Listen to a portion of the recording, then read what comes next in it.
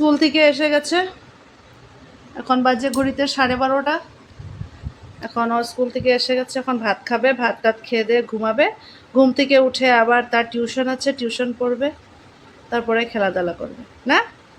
চলো ভাত খেয়ে নাও। হ্যাঁ, খাওয়া নিয়ে নিয়েছি, ভাজি, ডাল, মানে ঘি দেওয়া আছে, আর এটা হচ্ছে বয়েল ডিম। ওই এক খাইতে খুব ভালোবাসে, মানে একটা আমি সবসময় রাখি ওর পাতে। ও খাবে, তারপরে হাজব্যান্ডকে খাওয়া দিব। তখন হাজব্যান্ডকে খাওয়া দিয়ে দিয়েছি।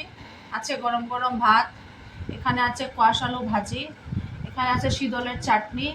মেয়ে হলো চাটনি খায় না দেখে ওকে ডিম সিদ্ধ দিয়েছি। আর এখানে হয়েছে মসুরের ডাল। এটা হয়েছে আমাদের দুপুরের মেনু। আমার ভিডিও যদি আপনাদেরকে ভালো লাগে তাহলে আমার চ্যানেলকে সাবস্ক্রাইব করবেন, লাইক করবেন, শেয়ার করবেন, আর নিশ্চয়ই কমেন্ট করবেন। ধন্যবাদ, দেখা হবে নেক্সট ভিডিও।